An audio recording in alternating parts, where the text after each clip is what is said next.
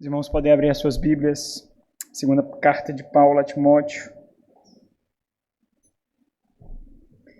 No capítulo 1, nós vamos caminhar um pouquinho até chegar no texto da nossa exposição. Hoje nós vamos ver aquilo que concluiremos no próximo sermão. O sermão terá duas partes: as oscilações na vida do homem de Deus. Diz assim o versículo 6 do capítulo 1.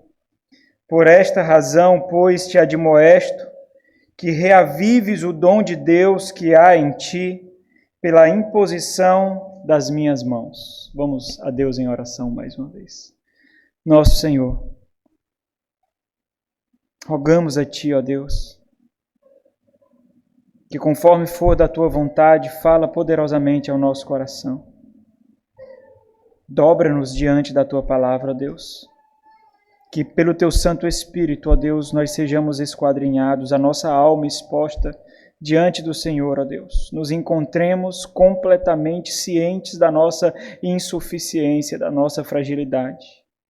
Que encaremos o fato, ó Deus, de que assim o Senhor determinou que sejamos moldados por aqueles que também precisam ser moldados. Que sejamos instruídos por aqueles que precisam também de instrução. Que sejamos pastoreados e conduzidos por pecadores, ó Deus. Ajuda-nos, ó Pai, que diante da Tua palavra nós nos vejamos atemorizados, perplexos, impactados pelo poder do Teu Santo Espírito, ó Deus, em amar pecadores. Ajuda-nos, nós rogamos a Ti, ó Pai, que essa não seja apenas mais uma pregação, que não seja meras palavras proferidas por lábios impuros, ó Senhor. Ajuda-nos, prepara-nos para Ti, ó Deus. Em nome de Jesus. Amém.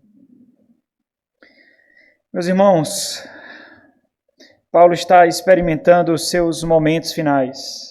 Nós já vimos esboços dessa realidade em alguns outros textos, mas diferente desses outros textos, Paulo, nesse especificamente, e o próprio tom da carta assevera isso, Paulo sabe que está vivendo situações muito específicas da sua vida e da sua missão.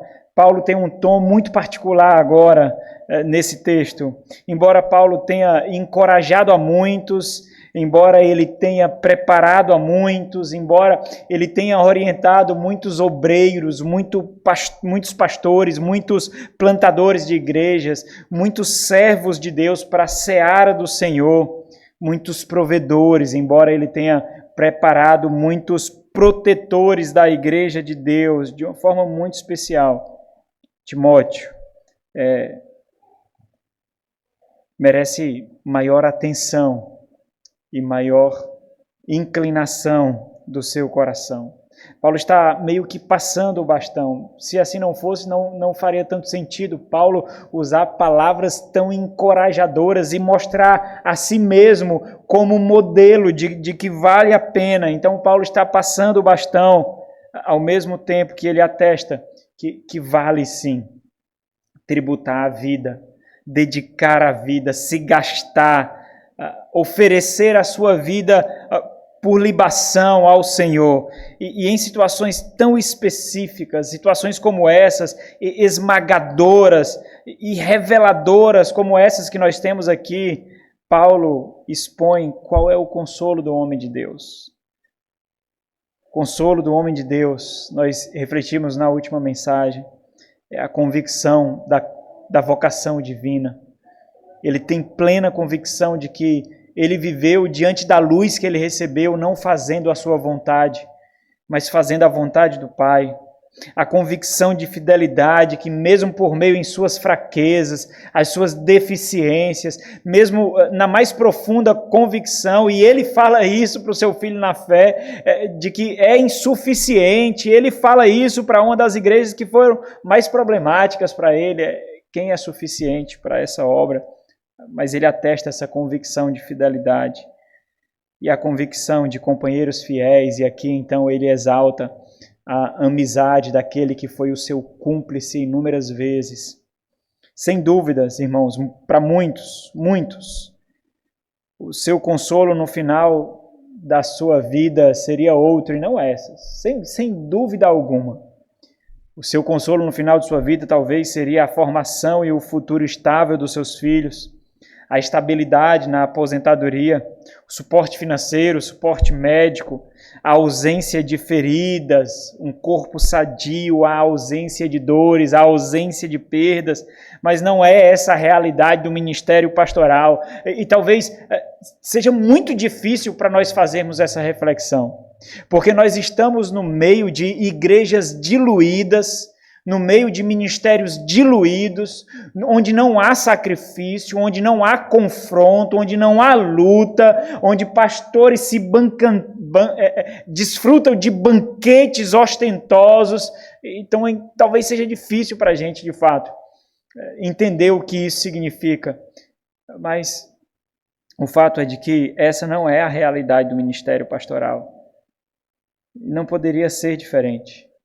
Consolo daqueles que tributam a vida ao Senhor vai muito aquilo do que o presente século valoriza. E o seu consolo, na verdade, é apesar daquilo que eles não têm. É apesar dos filhos ou do tempo que deveria ser dedicado a eles. É apesar da aposentadoria incerta, é apesar da falta de suporte médico, do suporte financeiro, é apesar das feridas, apesar das renúncias, apesar das perdas, apesar das dores. Talvez ecoando também aquilo que Paulo falou pelos lábios de Richard Baxter, Richard Sabes, puritano. Ele diz: é melhor ir ferido para o céu do que são para o inferno. Paulo sabe disso plenamente, ele atesta isso na mais profunda ousadia. Esse é justamente a introdução do corpo e do assunto principal de Paulo. Paulo vai gastar a maior parte do tempo encorajando Timóteo, instruindo Timóteo e encorajando a dedicar a sua vida, e mesmo essa sendo uma carta muito pessoal, no final de sua vida, Paulo continua expondo aquilo que tomou a sua vocação. Não dá para separar, não dá para num instante ser vocacionado e no outro instante não ser vocacionado, e a vocação é um termo muito específico para o cristão, não é específico unicamente, mas a santa vocação é destinada aos obreiros do Senhor, aos oficiais do Senhor, mas a vocação é um termo muito específico, designado para aqueles que foram chamados para a salvação em Cristo Jesus. Então, deveria ser essa também a disposição natural de todo cristão, convictamente, ser cristão em qualquer lugar, em qualquer ambiente, em qualquer situação. Algumas vezes se desvinculam dessa realidade no seu próprio modo de se vestir, no seu próprio modo de se portar, nas universidades, nas escolas, nos trabalhos, entre parentes, quando estão sozinhos no seu quarto, eles se desvinculam, mas até mesmo no final de sua vida, aquele que realmente é vocacionado, seja aonde for, ele sabe que se ele viveu cada fôlego para o Senhor, nos momentos finais de sua vida não vai ser diferente. Esse é algo muito comum ao santo ministério, e por isso eles devem ser modelos para aqueles que ele pastoreia. Então Paulo, o que ele faz aqui? Ele encoraja Timóteo. Timóteo continua firme nessa luta que ele estava travando na igreja de Éfeso, em quem ele encontrou muitas dificuldades. E Paulo é muito condescendente aqui, uma condescendência que falta no ministério pastoral, que falta demais na luta, na labuta para cuidar da igreja do Senhor. Condescendência santa, piedosa. E Paulo mostra que entende as oscilações, entende as dificuldades. E essa é a realidade da nossa caminhada, irmãos. É muito fácil encontrar ovelhas sendo condescendentes umas com as outras. É muito fácil ovelhas se identificarem umas com as outras. Mas no ministério pastoral, muitas vezes, nós temos competições.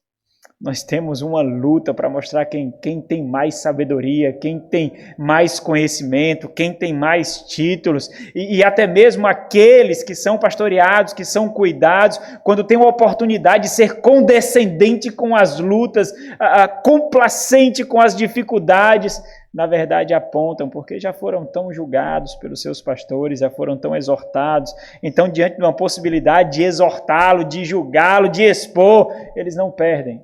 Eles fazem isso com um sorriso no rosto, porque é a oportunidade que, no final das contas, tantos e tantos esperavam. Ministério há oscilações, irmãos. Talvez os irmãos não veem, talvez os irmãos não percebam, mas no ministério há oscilações. E esse tema nós vamos ver a partir do versículo 6 em diante, vai especificamente até o versículo 13 do capítulo 2, mas Paulo esboça isso outras vezes. E eu posso ser quase categórico que para a grande maioria a concepção comum, quase que friamente calculada, é de que não existem lutas no ministério pastoral. Não existem oscilações, não existe instabilidade na vida de homens de Deus. Na verdade, a concepção quase comum é de que eles não experimentam isso. Realidades, irmãos, que podem trafegar na vida de crentes comuns, de ovelhas, mas que não trafegam na vida de pastores, na vida dos seus filhos, na vida do seu cônjuge. Talvez seja justamente esse tipo de reflexão que torna o ministério pastoral ainda mais doloroso, ainda mais solitário, por causa dessa sensibilidade que nós vemos. É isso que nós observamos através dessa série de admoestações destinadas a Timóteo. Vocês vão perceber, Paulo começa assim, te admoesto. Admoestar aqui não é simplesmente animar, não é simplesmente um tom de exortação, mas é relembrar a Timóteo, relembrar, trazer à mente dele, mas com esse peso de advertência. Nós vemos através dessas séries de admoestações destinadas a ele, seja na própria figura de Timóteo ou na própria figura de Paulo, porque em algum momento ele está admoestando, em outros momentos ele precisa ser também admoestado, lembrado. Quantas vezes Paulo buscou fôlego sozinho, em silêncio e anonimato. Advertências quanto ao cuidado nas oscilações. A vida tem oscilações, Timóteo, no ministério há oscilações, Timóteo, há instabilidades no ministério pastoral, eu sei disso, eu entendo isso. E essas instabilidades podem se tornar grandes armadilhas. Vocês sabem isso. Isso acontece na vida de todos também, de cada crente. E agora é importante entender algo que acontece aqui, irmãos. É muito importante entender que compreender as admoestações dirigidas a Timóteo não como deficiências que ele está experimentando. Essas advertências que Paulo dá a Timóteo, essas deficiências, essas faltas, esses vacilos contra os quais Paulo admoesta Timóteo, não quer dizer que Timóteo está experimentando isso, não, irmãos. Nós podemos compreender isso, e se nós compreendermos dessa forma, nós erraremos, nós vacilaremos. O que Paulo está fazendo é advertindo diante de perigos que ele inevitavelmente experimentará, mas como estímulos à precaução, a cuidado, à atenção. Timóteo não está sendo, o caráter de Timóteo não está sendo exposto aqui, as falhas da vida ministerial de Timóteo não estão sendo expostas aqui, porque se assim fosse, nós deveríamos enxergar Timóteo não como aquele que nós enxergamos na primeira carta, nós deveríamos enxergar Timóteo como um abatido quanto ao ministério pastoral, quanto um covarde, como um medroso em sua vocação, como alguém que se envergonha de Paulo, se envergonha do Evangelho, se envergonha de Cristo. E de forma alguma nós podemos enxergar Timóteo assim. Pelo contrário, As advertências de Paulo, elas são muito amorosas, porque Paulo atesta que compreende as lutas. E Paulo fala isso não condenando-as. Talvez, irmãos, por isso nós vemos muitos e muitos pastores abandonando o ministério. Muitos e muitos pastores relegando o ministério pastoral à própria vida da igreja. Igrejas que outrora eram sadias, eram fiéis, eram convictas, e ao pouco essas igrejas foram sendo abandonadas pelos seus pastores, por causa da solidão do púlpito, por falta de condescendência, por falta de cumplicidade nas suas lutas. Paulo está mostrando de forma muito amorosa, sem julgar, mas animando. Eu sei, Timóteo, eu sei que existem oscilações na vida do homem de Deus. Eu sei que existem lutas, você vai se deparar com elas, é inevitável, Paulo compreende isso. Elas são ocultas a muitos, mas eu sei que não são ocultas a você, assim como também não são ocultas a mim.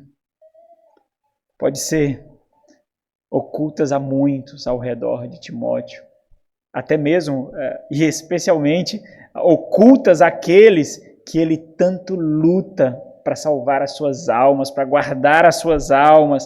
Paulo compreende. Então, quais são as oscilações na vida do homem de Deus? Nós vamos ver duas hoje.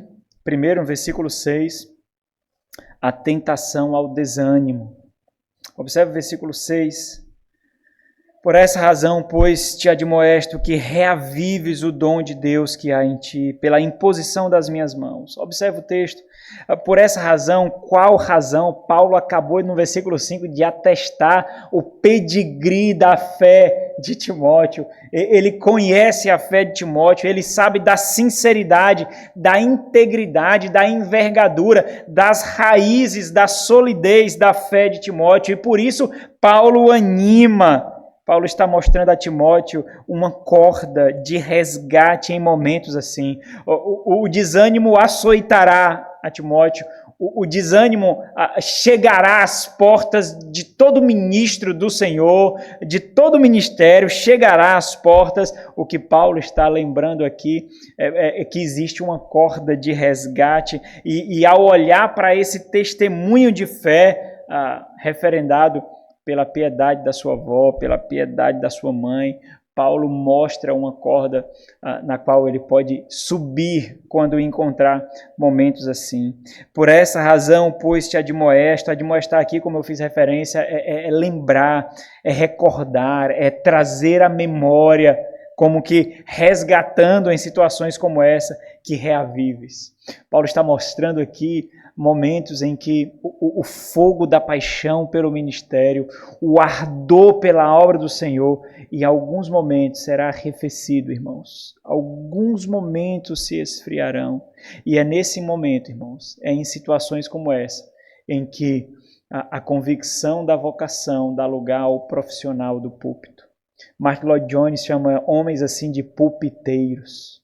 Homens que são munidos de profundo conhecimento. Homens que dominam a arte da oratória, homens influentes, eloquentes, homens carismáticos, que mesmo sem nenhum poder do Espírito Santo de Deus, movem multidões, porque pastoreiam as suas carnes, pastoreiam os seus anseios terrenos. Eles instruem segundo a sua própria eloquência, mas o contato não é de espírito com o espírito. Em momentos assim que homens de Deus correm o risco de serem profissionais do púlpito, profissionais de palestras, profissionais de pregação. Nós já vimos isso acontecer, irmãos. Talvez você conheça pastores assim. Talvez você conheça igrejas assim, homens que iniciaram piedosamente o seu ministério, homens que foram instrumentos de graça e hoje são tão somente alvos da sua condenação, alvos do julgamento de muitos, homens que tiveram a chama pelo ministério paulatinamente apagada, esfriada. Então, o que Paulo fala assim, aqui com esse termo, eu te admoesto que reavives, que ateie fogo, essa é a expressão, ateie fogo outra vez, que mantenha a chama acesa, como que soprando um graveto para que se incendeie novamente. Que reavives o dom de Deus que há em ti. Está lá, Timóteo, pela imposição de minhas mãos, e Paulo assevera isso, mostrando que ele estava lá. Ele faz referência àquilo que nós vimos no capítulo 4 da primeira carta, a cerimônia de comissionamento, de consagração de Timóteo. Paulo está mostrando que ele estava lá, eu reconheci o dom de Deus que há em ti. E Paulo está reforçando já de início algo que é fato, e um fato que ele vai atestar mais na frente, no capítulo 3, de que essa é a vida comum do homem de Deus. Essa é a luta comum do homem de Deus. No capítulo 3, o versículo 12, ele diz: ora, todos quantos querem viver piedosamente em Cristo Jesus serão perseguidos. E aqui ele alarga a sua aplicação. Todos aqueles que estão em Cristo Jesus serão perseguidos. Todos aqueles que revelarem o caráter de Cristo em sua vida, os anseios de Cristo em sua vida, esses serão perseguidos. Talvez é aquilo que nós não queremos, nós não ansiamos. No final das contas, o que nós estamos dizendo é que nós não queremos ser parecidos com Cristo, porque se com Ele nós formos parecidos, nós teremos o mesmo destino dele. Primeiramente, repúdio e morte. Depois, ascensão e glorificação. Mas no final das contas, parece que é isso que nós não queremos. Nós queremos a glória sem os espinhos. Nós queremos a ressurreição sem a morte. Nós queremos a glorificação sem a mortificação. E isso não é possível. Talvez as reflexões mais básicas que obrigatoriamente devem ser feitas pelo homem de Deus, pelos homens de Deus, aqueles que são chamados para o santo ministério, deveria tão naturalmente ser feita por todo cristão. Piedade é perseguição, porque piedade é uma linguagem que o mundo não compreende. É um dialeto que o mundo não entende, ele não entende a piedade, e isso causa confronto, porque a luz expõe as trevas, o aroma expõe a podridão, e ímpios não gostam de serem expostos. Com toda a sua ostentação material, eles não querem serem julgados como escórias, como mortos, como necessitados. E por isso é natural que vocês sejam perseguidos. E meus irmãos, eu ouso dizer que vocês se assustariam profundamente se soubessem o quanto o desânimo é constante na vida ministerial. Talvez por causa disso vocês não sabem. Talvez por causa disso os pastores não falam tanto quanto deveriam quando precisam pedir ajuda. Porque as ovelhas não estão preparadas para compreender o que significa. Talvez porque não sabem como animar homens que lhes animam constantemente. Talvez porque não sabe como edificar homens que lhes edifica constantemente. Talvez porque não sabe aconselhar homens que lhes aconselha constantemente. Mas vocês ficariam absurdamente assustados. Quantas vezes homens de Deus sobem ao púlpito com a alma em frangalhos, com o espírito dilacerado, suplicando ao Espírito Santo de Deus que lhes anime. Talvez a distração dessa percepção de vocês seja o vigor constante que homens de Deus precisam demonstrar, os sorrisos dados, os abraços dados, a ousadia constante, a contundência revigorante, a figura constante como um animador, a figura de um conselheiro, a figura de um orientador. Talvez isso seja distração para não ver aquilo que olhos evidentemente não conseguem enxergar, mas é verdade, irmãos. O desânimo no ministério pastoral, justamente por isso, é muito solitário, é muito silencioso. E afinal de contas, é necessário manter a velocidade, é necessário manter a constância, é necessário manter o ritmo, é necessário manter a liderança, é necessário manter as programações, é necessário, mas ele está lá. O desânimo está lá. Tantas e tantas vezes, escondidos em sorrisos, atrás de esboços de pregações e esboços de aula, atrás de aconselhamento, atrás de exortações, ele está lá.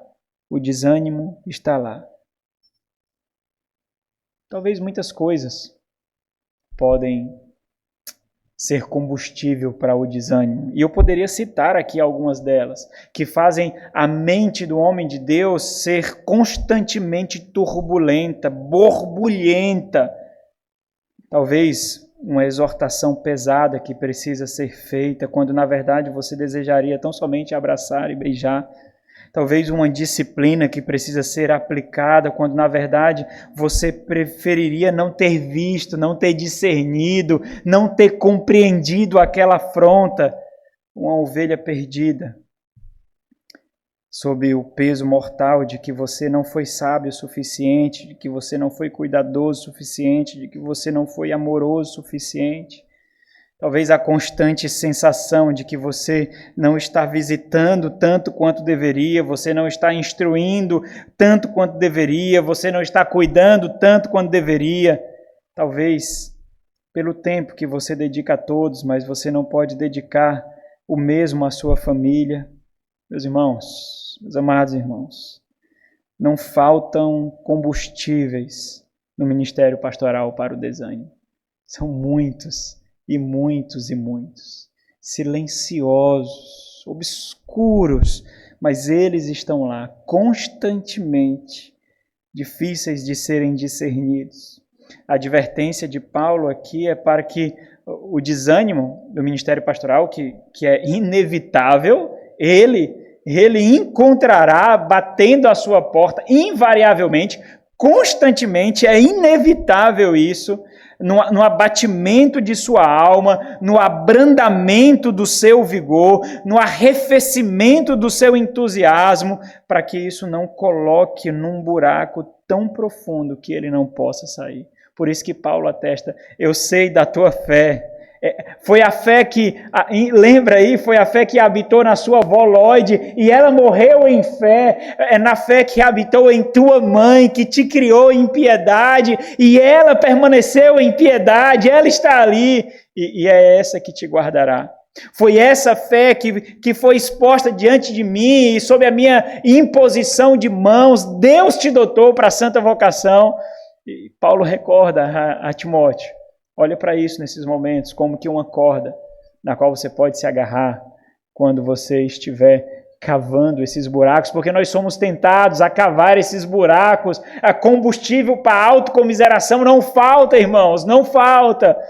Sobre o combustível da ingratidão, do julgamento, das renúncias, das necessidades, da escassez, não faltam a todo instante.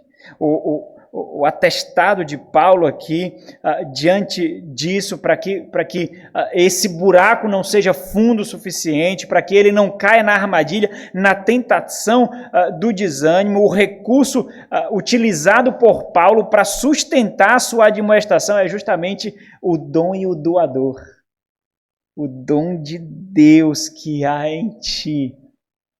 O dom que tu desfrutas, e o dom que nós desfrutamos, ele é machucado pelo desânimo na nossa insuficiência, nos nossos erros, que não são poucos, nos nossos vacilos, que não são poucos, mas são também lembrados, os dons lembrados através dos seus frutos. Como esse que nós vemos aqui, esses que eu fiz referência ao iniciar. Aquele que eu instruí, eu casei e apresentei os seus filhos. É um lembrete de, por meio de vasos de barro, Deus faz grandes maravilhas.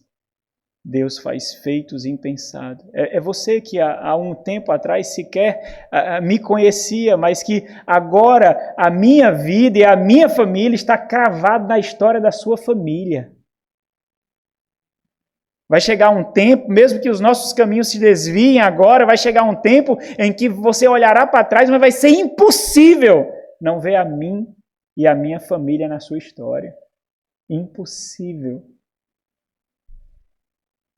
O dom e o doador. Deixa eu fazer algumas aplicações aqui, como no último sermão, aos oficiais, a cada crente individual e à própria igreja. Primeiro aos oficiais.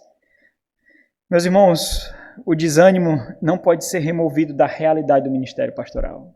Ele sempre estará lá. E na maioria das vezes incompreendido.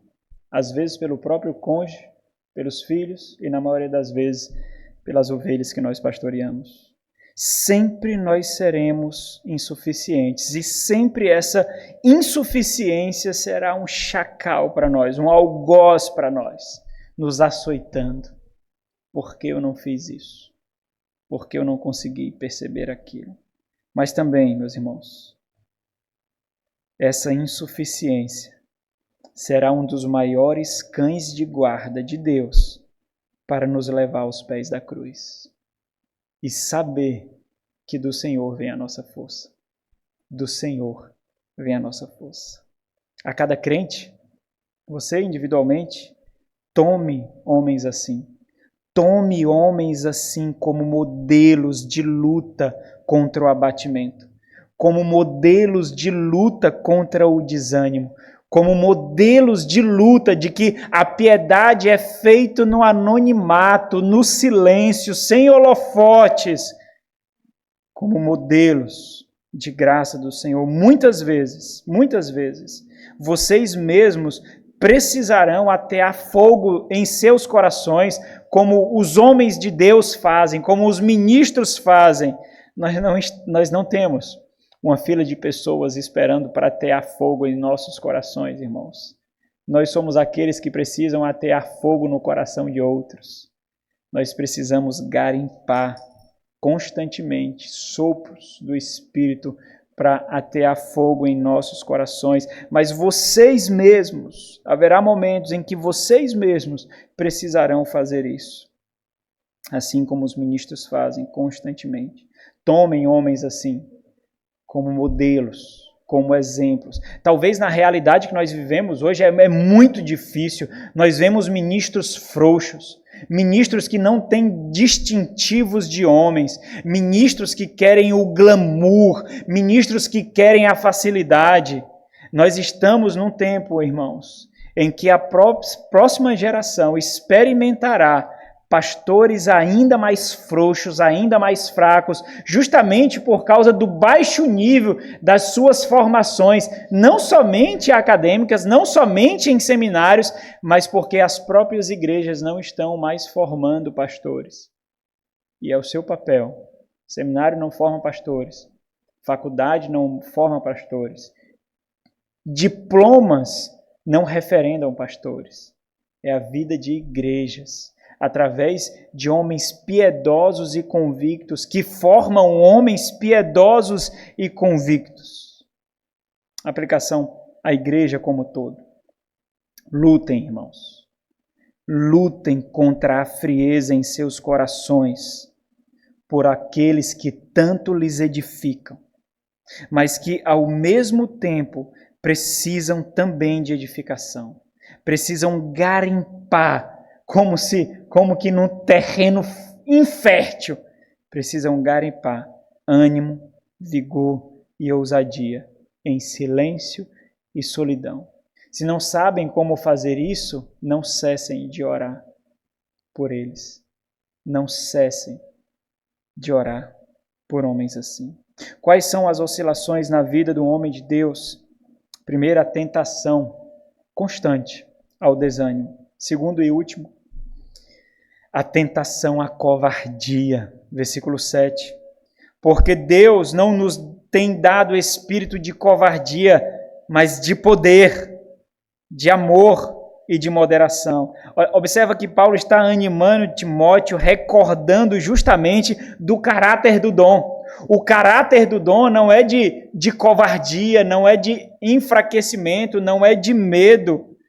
O caráter do dom que ele recebeu do Senhor para a santa vocação, o Senhor que o comissionou, ou seja, Paulo está lembrando Timóteo que ao surgir sentimento de covardia, e sempre surgirão, irmãos, sempre surgirão disposições à covardia.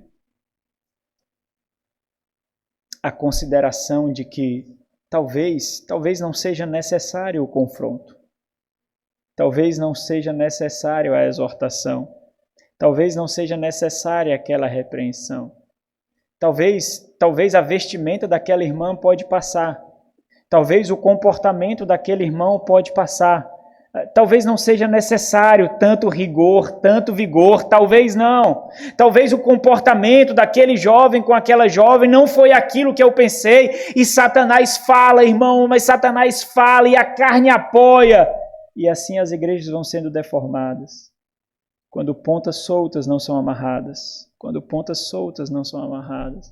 Sobre o pretexto de que nós precisamos de um pouco de paz. Essa intensidade ninguém suporta. Essa intensidade ninguém aguenta. Talvez você está vendo erro demais. Talvez você está sendo radical demais. Talvez você está sendo rigoroso demais. Tem calma, são jovens, são crianças. Crianças fazem barulhos, crianças são irreverentes, crianças são embrincalhonas, são jovens, jovens se vestem assim. São mulheres, são vaidosas, se vestem assim. Para que tanto rigor? Para quê? Para que tanto rigor? Satanás fala, irmãos. Fala. Mas fala muito. E a nossa carne bate palmas e gosta. Paulo está lembrando Timóteo que diante dos momentos em que surgirem sentimento de covardia, e sempre surgirão, ele deve lembrar que a covardia não está no esquadrinhamento do dom de Deus. É isso? Paulo mostra o esboço do dom de Deus, não é isso que Paulo faz? Poder, amor e moderação, não covardia, covardia não está lá. E se covardia não está lá, isso vem de outro, que quer macular a obra de Deus, que quer deformar a obra de Deus. Isso é fruto da carne, é obra de Satanás, são as hostes infernais. Portanto, não sejas covarde, para não serem agentes daquele que Timóteo precisa expelir. Foi isso que se tornou a igreja de Éfeso, agência de demônios, com operários de Satanás. E Timóteo não pode ser mais um desses. Não faz parte do dom que recebestes. Não faz parte do dom de Deus. Então entenda isso. E ao fazer isso, Paulo lhe recorda a natureza, a essência do dom ministerial. Esse é o dom. Porque Deus não nos... Olha, Paulo está colocando Timóteo no bojo da vocação dele. É ele e Timóteo, nós que fomos chamados para tão gloriosa, tão honrosa obra. E Paulo é aquele que está tendo seu sangue drenado aqui. Daqui a pouco ele morre. Ele sabe disso. E ele fala isso com graça, ousadia e convicção, tendo a morte batendo as portas diante dele, porque Deus não nos tem dado espírito de covardia. Covardia aqui, irmãos, é a falta, tá ligada ao que ele falou sobre o desânimo, a necessidade de reavivar, porque covardia aqui significa a falta de vigor mental e espiritual para o combate. São as considerações para não ser tão intenso, são as considerações para desacelerar, são as considerações para parar. É a falta de vigor. E essa insuficiência diante da falta de vigor moral, de vigor espiritual, quando situações assim acontecem, talvez nós ouvimos demais Satanás, nós ouvimos demais a carne, talvez nós consideramos demais a nossa insuficiência e julgamos que podemos. Mas Paulo lembra, Timóteo, o dom que recebestes, o Espírito que está em ti para a santa vocação é de poder. é de amor e de moderação. E moderação aqui é um termo muito especial, assim como a covardia aparece só uma vez aqui no Novo Testamento. E esse termo moderação é um chamado à sobriedade, irmãos. Olha que interessante. É um chamado a Timóteo para que ele se recomponha. Terás momentos assim, terás momentos de covardia, de frouxidão, é inevitável, tu é homem, pecador, terá momento assim, mas se recompõe. Porque não fostes feito assim pelo Espírito Santo de Deus. Então esse termo pode ser traduzido como autocontrole, como prudência de acordo com a natureza do dom. É um chamado ao revigoramento. Se recompõe, Timóteo, enxuga as lágrimas, Timóteo, te levanta quando tiveres assim e continua no combate, assim como eu, que agora continue no combate, e é por isso que te escrevo esta carta, porque ainda está no combate. Então, recorde por um instante porque isso é importante para Timóteo. Recorde por um instante o contexto do pastoreio de Timóteo na igreja de Éfeso. A igreja passou, entenda, ela não é mais coluna e baluarte da verdade. Ela passou de coluna e baluarte da verdade para agência de demônios. É assim que são chamados os operários de Satanás, os falsos mestres e profetas que estão naquela igreja. Timóteo está sozinho ali. Não tem obreiros ali, fiéis, tementes a Deus. Timóteo está sozinho ali, sustentado unicamente pela autoridade de Paulo. É a autoridade de Paulo que sustenta o ministério de Timóteo ali. Ele precisa combater aqueles que fizeram da igreja uma fonte de lucro. Fizeram do púlpito, e Paulo vai denunciar isso aqui nessa carta também, fizeram do púlpito um instrumento de lascívia para abusar de viúvas indefesas. Agora, volte para a presente situação do próprio Paulo aqui. Timóteo é tentado a olhar para o seu pai na fé, para o seu tutor, para o seu orientador, para o apóstolo aos gentios. Timóteo é tentado a olhar para isso com os olhos errados. O que Paulo colhe agora, depois de oferecer a sua vida integralmente ao Senhor? Isolamento, ingratidão, abandono, miséria e morte. Ele é tentado a olhar com os olhos errados aqui. E não se engane, meus irmãos. A covardia a que Paulo se refere aqui não é um mero medo. Não é o contrário de não ser homem. Não é o contrário de não ser másculo. Paulo está fazendo referência a alguns dos efeitos dos constantes e intensos açoites à alma, dos constantes e intensos julgamentos, injúrias, ingratidões, escassez, renúncias. Isso pode resultar em algo. Paulo sabe disso. Quantas vezes nós ouvimos isso quando Paulo se referiu a ingratidão e a falta de graça de crentes que ele cuidava, de crentes que ele pastoreava, seja os da região da Galácia, que com tanta facilidade, com tanta rapidez, apostataram da fé, saíram do evangelho, ou da própria igreja de Corinto, a quem ele dedicou tanto tempo, que destronaram em seus corações o apostolado do próprio Paulo. O ponto de Paulo aqui é que a constância da luta lhe pregará peças. Você não merece isso, Timóteo. Você não merece isso, Paulo. Isso é ingratidão. Você pode fazer isso. Use a sua autoridade para isso. Use a sua influência para isso. Não permitas isso. E a luta pode lhe pregar peças. Mas quando isso acontecer, ele precisa recorrer aquilo que o Senhor o muniu como dom da luta, como dom para o combate, como dom para a guerra, para o cuidado do seu povo, do povo de Deus, para o cuidado da igreja do Senhor. E aqui mais umas aplicações mais específicas. Primeiro, aos oficiais. Vocês ficarão sobrecarregados, irmãos. Não existe como tirar essa intensidade. Vocês ficarão sobrecarregados. A sua esposa sentirá isso. Os seus filhos sentirão isso. É inevitável, vocês ficarão sobrecarregados. A exigência é pesada demais. Por isso o Senhor dotou apenas alguns. Não são todos que têm esse dom. Não são todos que têm essa vocação especial. Apenas alguns foram vocacionados para, de forma ainda mais intensa, sofrerem os sofrimentos de Cristo Jesus.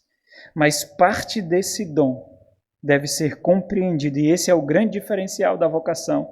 Parte desse dom é a renúncia de si mesmo pelo outro. É isso que nós fazemos pela igreja. É isso que nós fazemos pelas ovelhas do Senhor. É a reflexão de que não diz respeito a nós. Não importa as injúrias, julgamentos, escassez, ingratidão. Não diz respeito a nós, mas ao rebanho do Senhor. Agora você individualmente, uma aplicação, cada um de vocês, olhe para esses homens e os imitem, irmãos. Olhe para esses homens e os imitem. Homens, não sejam covardes, apesar dos açoites, apesar dos temores, apesar do cansaço, apesar das marcas. Não se curvem diante do presente século. Mulheres, busquem homens assim para vocês compartilharem suas vidas. E só doem a sua vida, a sua intimidade a homens assim, que lhe lembrem reluzentemente de Cristo Jesus. Obrigação a toda igreja agora. Vocês, como igreja do Senhor, precisam realmente compreender que não é uma tarefa fácil proteger vocês, nutrir vocês, muitas vezes contra vocês mesmos, expor para vocês os seus próprios corações, as consequências das suas decisões que tanto afagam o seu coração.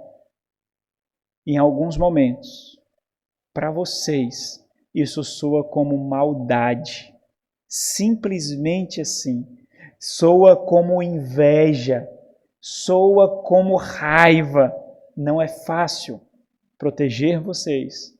Não é fácil nutrir vocês. A constância com que nós enfrentamos os desconfortos para edificá-los e até mesmo afugentar lobos açoitam constantemente as nossas almas. Aquela tensão constante de mais uma vez trazer um momento tenso à igreja por causa da necessidade do pastoreio. Mais uma vez, trazer à exposição aquilo que pode trazer desarmonia à igreja. Não é fácil, irmãos. Não é fácil. Deixe-me concluir aqui.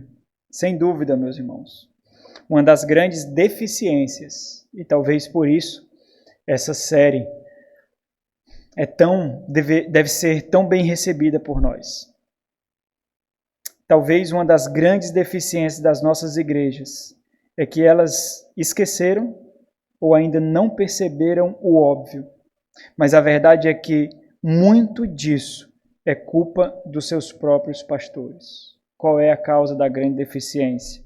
A igreja, inevitavelmente, corresponderá à estatura dos seus líderes. Inevitavelmente. Líderes que não estão em chamas não incendiarão gravetos, não atearão fogo em corações. Líderes que não amam o Senhor não conduzirão o rebanho a amar o Senhor.